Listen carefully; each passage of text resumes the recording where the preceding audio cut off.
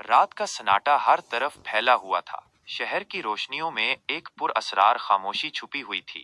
गुलबर्ग के महंगे इलाके में वाक़े रेड वाइन मेंशन के बाहर पुलिस की गाड़ियां मौजूद थीं। अंदर का मंजर किसी भयानक ख्वाब से कम न था। मेहमानों के लिए सजा हुआ एक बड़ा हाल अब खून के धब्बों से दागदार हो चुका था। जमीन पर एक लाश पड़ी थी, जिसके गले पर गहरे जख्म वाज़ेह थे। ये लाश मशहूर बिजनेसमैन फराज जमील की थी, शहर के अमीर तरीन अफराद में से एक, जो अपनी खुश अखलाकी और कारोबारी जहानत की वजह से जाना जाता था। लेकिन इस रात फराज जमील किसी के इंतकाम या नफरत का शिकार हो चुका था। सीआईडी की टीम मौका वारदात पर पहुंची। टीम की क़यादत अफसर सलमान कर रहे थे, जो अपनी हाजिर दिमागी और पेचीदा केसेस हल करने की सलाहियत के लिए मशहूर थे। सलमान ने लाश का जायजा लिया। फराज के चेहरे पर दहशत के आसार थे, जैसे वो अपनी मौत से पहले कुछ खौफनाक देख चुका हो। ये कत्ल एक आम केस नहीं लग रहा, सलमान ने धीमी आवाज में कहा। यहाँ कुछ ज्यादा गहरा छुपा हुआ है। सलमान ने टीम के दीगर अरकान को हिदायत दी। हर गवाह का बयान रिकॉर्ड किया जाए। हाल के अंदर और बाहर के कैमरे चेक किए जाएं। फॉरेंसिक टीम जल्द अज जल्द शवाहिद इकट्ठे करे। फारूक, जो घर का पुराना मुलाजिम था, ने बताया कि फराज के दफ्तर से कुछ चीखने की आवाजें आईं, लेकिन जब वो पहुंचा तब तक बहुत देर हो चुकी थी। मैंने एक साये को घर से बाहर भागते देखा, लेकिन वो कौन था ये नहीं जानता। फराज के बेटे उमैर ने भी एक अजीब बात कही। मेरे वालिद पिछले कुछ दिनों से किसी बात पर परेशान थे, लेकिन वो हमें कुछ नहीं बता रहे थे। उनके फोन पर कई अजीब कॉल्स आए, लेकिन वो कॉल करने वाले के बारे में खामोश रहे। सलमान ने मोबाइल फोन का जायजा लिया, जहां से एक नामालूम नंबर की कॉल्स बार बार की गई थीं। इसी दौरान फॉरेंसिक टीम को फराज के कमरे से एक खत मिला। खत पर खून के धब्बे थे और इसमें सिर्फ एक जुमला लिखा था, हर कर्ज का हिसाब देना पड़ता है। ये जुमला सलमान को उलझन में डाल गया। क्या ये जाती दुश्मनी का मामला है या कारोबारी रकाबत? सलमान ने खुद से सवाल किया। सलमान ने फैसला किया कि सबसे पहले फराज के कारोबारी शराकतदारों, दोस्तों और दुश्मनों का पता लगाया जाए। इसके अलावा फोन नंबर की तफसीलात निकालने का हुक्म दिया गया। लेकिन ये केस जितना आसान लग रहा था उतना था नहीं। हर जवाब के साथ एक नया सवाल खड़ा हो रहा था और हर मोड़ पर कहानी मजीद पेचीदा हो रही थी। सलमान अपनी टीम के साथ कत्ल के मकाम पर मौजूद था। हवा में खौफ और खामोशी का एक अजीब सा इम्तिजाज था। सलमान ने कमरे के हर कोने का बगौर जायजा लिया। खिड़की के पर्दे हल्के से हिल रहे थे, जैसे किसी ने जल्दी में उन्हें छुआ हो। मेज पर एक कीमती कलम और बिखरे हुए कागजात पड़े थे। सलमान ने एक कागज उठाया, जिस पर आधी अधूरी तहरीर मौजूद थी। अगर ये राज खुल गया तो सब खत्म हो जाएगा। ये जुमला सलमान को मजीद तजस्सुस में मुब्तला कर गया। फराज जमील, जो अपनी ज़ाहरी जिंदगी में एक कामयाब और पुरसुकून शख्स लगता था, अंदरूनी तौर पर किस राज का शिकार था। फराज के फोन के डेटा से पता चला कि आखिरी कॉल एक ऐसे शख्स की थी जिसका नंबर किसी जाली शनाख्त पर रजिस्टर्ड था। सलमान ने फोरेंसिक टीम को हिदायत दी कि कॉल्स की लोकेशन ट्रेस करें। इसी दौरान फोरेंसिक टीम ने कातिल के जूते के निशानात का तज्जिया किया। वो निशानात आम जूतों के नहीं थे, ये खसूसी ऑर्डर पर बनने वाले महंगे जूते थे। सलमान ने सोचा, कातिल कोई आम शख्स नहीं है, ये कोई ऐसा है जो बहुत मंसूबाबंदी के साथ आया था। तहकीकात के दौरान सलमान ने फराज के पुराने दोस्त वकार से राब्ता किया। वकार एक मशहूर वकील था और फराज का करीबी दोस्त भी। वकार ने एक दिलचस्प बात बताई, फराज हमेशा से एक राजदार शख्स था। वो कभी अपनी जिंदगी के बारे में ज्यादा नहीं बताता था, लेकिन एक बार उसने मुझे कहा था कि उसके माजी में कुछ ऐसे वाकयात हैं जो उसे सुकून से जीने नहीं देते।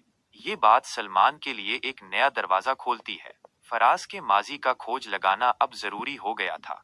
फराज के दफ्तर की तलाशी के दौरान सलमान को एक फाइल मिली। फाइल पर लिखा था, प्रोजेक्ट शेडो।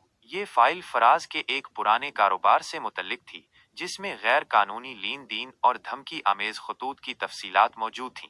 सलमान ने इस फाइल का बगौर मुताला किया और देखा कि ये लेन देन एक ऐसे शख्स के साथ जुड़े थे, जो चंद साल पहले अचानक लापता हो गया था। जब सलमान इस फाइल की छानबीन कर रहा था, तभी उसके मुआविन अली ने इत्तला दी, सर, हमें कत्ल के मकाम के करीब एक क्लोज्ड सर्किट टेलीविजन फुटेज मिली है। फुटेज में एक शख्स दिखाई दे रहा था जो काले कोट में मलबूस था और जल्दी में एक गाड़ी में बैठकर जा रहा था।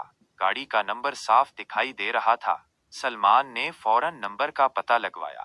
गाड़ी किसी जुबैर नामी शख्स के नाम पर रजिस्टर्ड थी, जो फराज जमील के एक पुराने मुलाजिम का बेटा था। सलमान ने जुबैर को बुलाया। जुबैर के चेहरे पर खौफ और बेचैनी नुमाया थी। जुबैर, तुम कत्ल के वक्त वहां क्या कर रहे थे? सलमान ने सख्ती से पूछा। जुबैर ने कांपती आवाज में जवाब दिया, मैंने कुछ नहीं किया साहब, मैं वहां सिर्फ एक पार्सल देने गया था। लेकिन जैसे ही मैं पहुंचा, मुझे फराज साहब की चीख सुनाई दी। मैं डर के मारे भाग गया। सलमान ने मजीद तफ्तीश की तो जुबैर के बयानात में कई तजाद सामने आए। लेकिन क्या जुबैर कातिल था या सिर्फ एक मोहरा? सलमान ने महसूस किया कि हर गवाह एक नई कहानी सुना रहा था, लेकिन किसी के बयानात मुकम्मल सच्चाई पर मबनी नहीं थे। फराज जमील के माजी, इसके कारोबार और उसके करीबी लोगों के बयानात एक पेचीदा जाल की मानिंद लग रहे थे। फराज जमील के माजी का वो कौन सा राज था जो उसे बेचैन रखता था? प्रोजेक्ट शैडो के पीछे किसका हाथ था? जुबैर का इस कहानी में क्या किरदार है? कहानी का दबाव बढ़ता जा रहा था। हर मोड़ पर सलमान के सामने नए सवाल खड़े हो रहे थे। जुबैर को हिरासत में लेने के बाद सलमान ने उससे मजीद सख्त सवालात किए, लेकिन जुबैर मुसलसल यही कहता रहा कि वो बेकसूर है। सलमान को अंदाजा हुआ कि जुबैर शायद कातिल ना हो, लेकिन वो जरूर कुछ छुपा रहा है। सलमान ने जुबैर के फोन का तज्जिया करवाया और एक हैरानकुन बात सामने आई। जुबैर के फोन में फराज जमील के दफ्तर के कई राजदाराना पैगामात मौजूद थे, जिनमें प्रोजेक्ट शैडो का जिक्र था। फराज के दफ्तर से मिलने वाली फाइल का मजीद मुताला किया गया। ये फाइल दरअसल गैर कानूनी प्रॉपर्टी डील्स, मनी लॉन्ड्रिंग और एक ऐसे स्कैम की तफसीलात पर मुश्तमिल थी जो कई साल पहले एक हादसे की वजह से बंद कर दी गई थी। इस स्कैम का मास्टरमाइंड फराज जमील था और इसके दीगर शराकतदारों में 3 अहम नाम सामने आए। 1. जलाल अहमद, एक सियासतदान। 2. कामरान बट, एक इंडस्ट्रियलिस्ट। 3. वजीहा खान, फराज की पुरानी पार्टनर। वजीहा खान, जो कई साल पहले पुरअसरार तौर पर शहर छोड़कर चली गई थी, अब सलमान की तवज्जो का मरकज बन गई। सलमान ने वजीहा का पता लगाने की कोशिश की और मालूम हुआ कि वो कुछ माह पहले शहर वापस आई थी और फराज जमील से राब्ता करने की कोशिश कर रही थी। सलमान ने वजीहा का सुराग लगाया और उसे एक पोश इलाके के फ्लैट में पाया। वजीहा ने पहले तो सलमान से बात करने से इनकार किया, लेकिन जब सलमान ने उसे प्रोजेक्ट शैडो की फाइल दिखाई तो उसका चेहरा जर्द हो गया। फराज ने न सिर्फ मुझे धोखा दिया था, बल्कि मेरे नाम पर कई गैर कानूनी डील्स भी की थी। मैंने उसके खिलाफ केस करने की धमकी दी थी, लेकिन उसने मुझे खामोश रहने को कहा।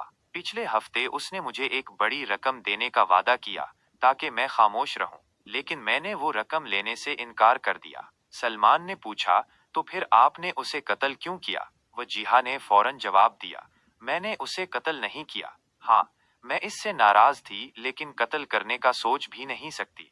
वजीहा के बयान ने सलमान को मजीद उलझा दिया। क्या वो सच बोल रही थी या ये सब एक नया धोखा था? इसी दौरान सलमान को एक और अहम सुराग मिला। फराज के दफ्तर में काम करने वाली एक मुलाजमा शाजिया ने सलमान से राब्ता किया और बताया कि कत्ल से एक दिन पहले फराज ने एक खुफिया मुलाकात की थी। शाजिया ने कहा, फराज साहब बहुत परेशान थे। उन्होंने मुझसे कहा था कि अगर कुछ हो जाए तो उनकी एक फाइल महफूज जगह पहुंचा दूं।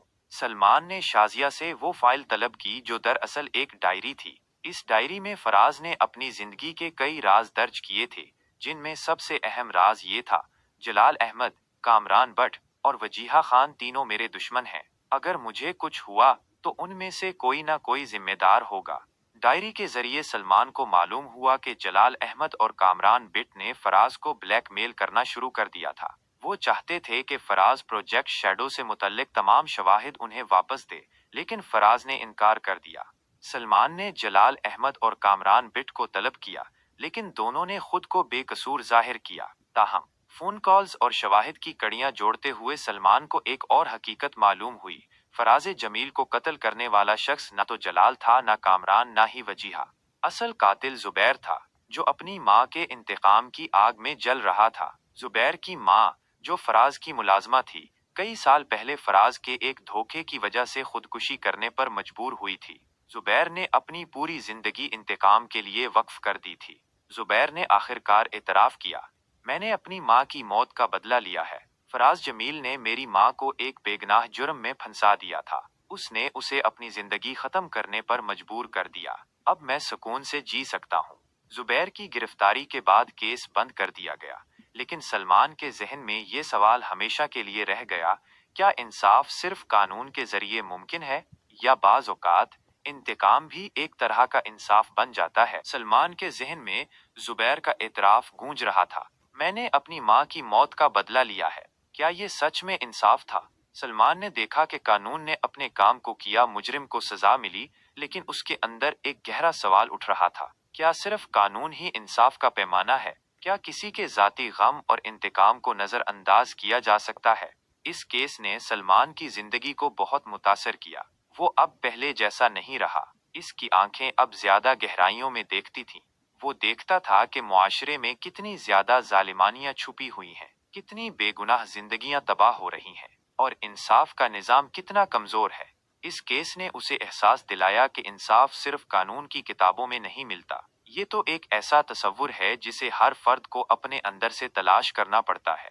اس نے محسوس کیا کہ سچائی اور انصاف کے لیے ہمیشہ جد و جہد کرنی پڑتی ہے، اور یہ جد و جہد صرف پولیس والوں کے لیے نہیں، بلکہ ہر شہری کے لیے ہے۔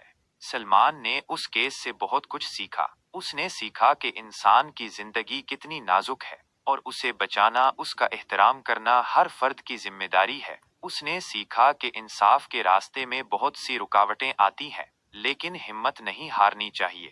اس کیس نے سلمان کو ایک بہتر پولیس افسر بنایا۔ اس نے اسے انسانیت کا حقیقی معنی سمجھایا۔ اس نے اسے سکھایا کہ قانون کے ساتھ ساتھ انسانیت کو بھی مد نظر رکھنا چاہیے۔ سلمان نے فیصلہ کیا کہ وہ انصاف کی بحالی کے لیے اپنی زندگی وقف کر دے گا۔ وہ چاہتا تھا کہ ہر بے گناہ کو انصاف ملے، اور ہر ظالم کو سزا۔ وہ چاہتا تھا کہ معاشرے میں انصاف کا بول بالا ہو۔ اس کہانی کا اختتام یہاں نہیں ہوتا۔ یہ کہانی جاری رہتی ہے سلمان کے ساتھ اور ہر اس انسان کے ساتھ جو انصاف کے لیے جدوجہد کر رہا ہے۔ یہ ایک ایسی جدوجہد ہے جو کبھی ختم نہیں ہوگی، لیکن امید ہمیشہ زندہ رہتی ہے۔